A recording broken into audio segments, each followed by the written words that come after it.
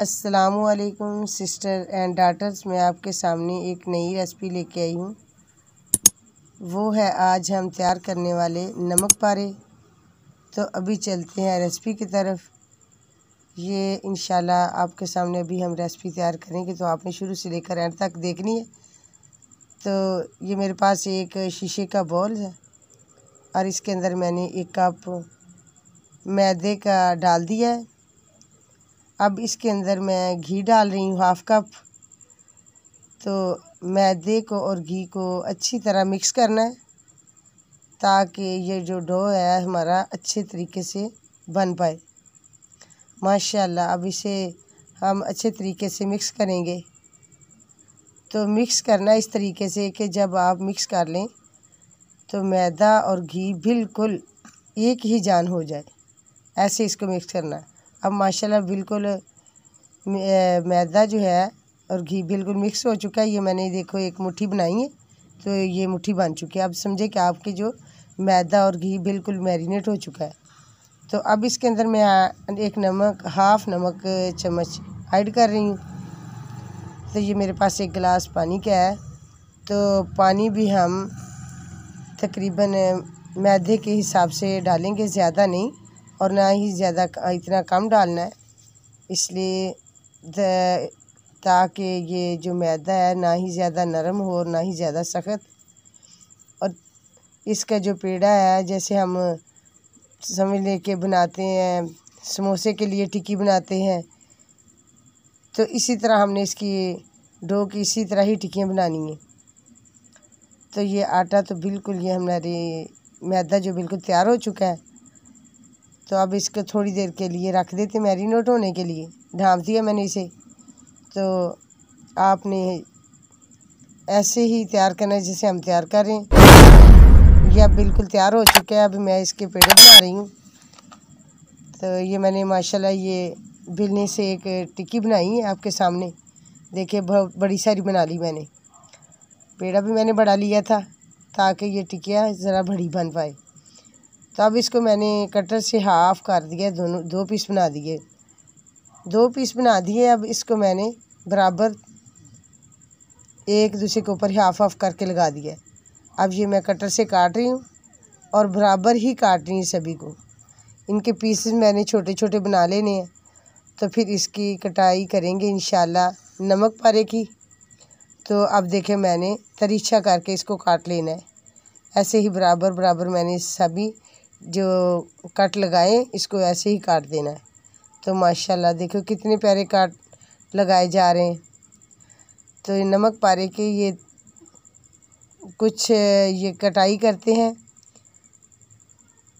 सीधी और कुछ टेढ़ी। ये मैंने सारी टेढ़ी कर दी है। तो अब इंशाल्लाह इसको अलग-अलग करके एक प्लेट में रख लेते हैं। अब आपके सामने ये देखें मैं एक एक पीस करके उठा रही हूँ ताकि आसानी से उठाया जा सके।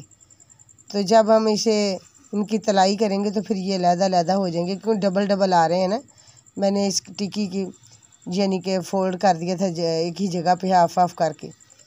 तो अब ये देखें सारे माशाल्लाह अलग-अलग पीस आ रहे हैं, क्योंकि मैंने कटर से काट दिए थे। तो एक बार ही अब इसे मैंने सभी को एक ही प्लेट में डाल लेना है। तो ये सारे मैंने कटाई करके नमक पारे रख लिए। अब मैंने एक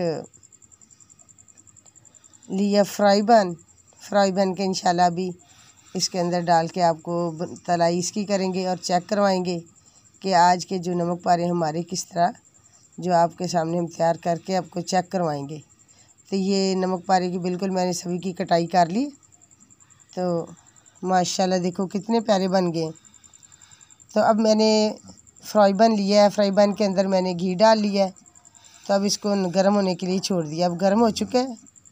तो ये इसके अंदर मैंने अभी नमक पारे डालने शुरू कर देने हैं। बिस्मिल्लाह, ये मैंने शुरू कर दिए इसके अंदर ये नमक पारे डालने जो मैंने पहले इसके तैयार करके रखे हुए थे। ये मैंने सारे ऐड कर दिए। माशाल्लाह देखो इसको आहिस्ता आहिस्ता लाएंगे तो सारे ये जो एक दूसरे से मिले थे ना, तो अब इसकी तय अलग-अलग हो जाएगी, क्योंकि ये डबल थी टिक्की इसकी। तो अब इसको ये सारी अलग हो जाएंगी इंशाल्लाह गर्म होने की वजह से। ये देखो कितने फूल चुके हैं माशाल्लाह। इसका डो जो था वो घी की वजह से माशाल्लाह बहुत ही नरम हो चुका था। अब देखो फूल चुके हैं ये सारे नमक पारे जो हैं।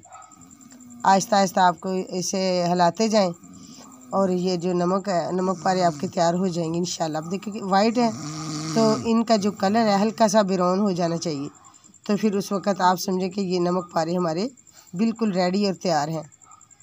तो माशाल्लाह ये देखें कितने प्यारे सॉफ्ट और नरम से जो नमक पारे हमारे तैयार हैं। तो अभी हम इसे ये देखो अपना जो कलर है चेंज कर रहे हैं। आहिस्ता आहिस्ता इसने गोल्डन हो जाना है। तो गोल्डन जिस वक्त हो जाएंगे हम इसको उतार लेंगे। फ्लेम ज़्यादा तेज़ नहीं करनी, हल्की फ्लेम पे अगर तेज़ करेंगे तो अंदर से मैदा जो कच्चा रह जाएगा और ऊपर से ये जल जाएंगे। इसलिए आपने इनको आंच को हल्की रखना है, तेज़ नहीं करना। तो ये मैंने ऐसे हल्की आंच रखी हुई, ये बिल्कुल बन गए, तैयार हो गए हैं। अब मैं इसको निकाल रही हूँ। तो आपके सामने ये रेसिपी जो हमारी है अब कंप्लीट हो चुकी है माशाल्लाह। देखो कितने प्यारे हैं, नरम और सॉफ्ट ये बन के आपके सामने मैंने रेसिपी पेश कर दी है। तो आपने शुरू से लेकर एंड तक ये रेसिपी हमारी देखनी है, तो इसे सब्सक्राइब और वीडियो को लाइक ज़रूर करना है। अस्सलामु अलैकुम। पाकिस्तान फूड चैनल, आपने इसे सब्सक्राइब और वीडियो को लाइक ज़रूर करना है। Thanks for watching.